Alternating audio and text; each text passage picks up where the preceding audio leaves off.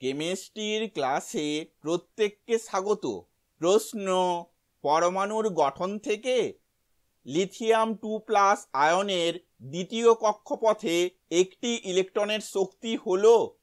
অপশানগুলি হলো A -54.4 electron volt, B -30.6 electron volt, C -13.6 electron volt, D -3.4 electron volt.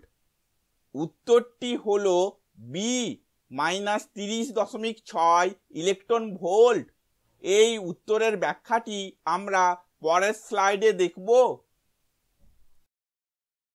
আমরা জানি যে এনতম কক্ষপথে একটি ইলেকট্রনের শক্তি En সমান -13.6 ইন্টু Z²/n² ইলেকট্রন ভোল্ট, যেখানে জেড পারমাণবিক সংখ্যাকে এবং এন কক্ষপথকে নির্দেশ করছে।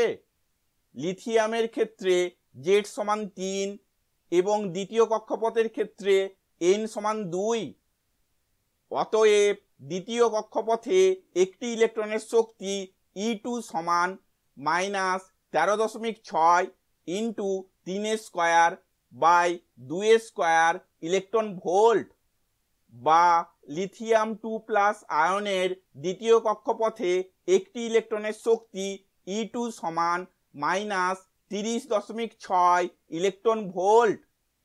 ভিডিওটি দেখার জন্য ধন্যবাদ।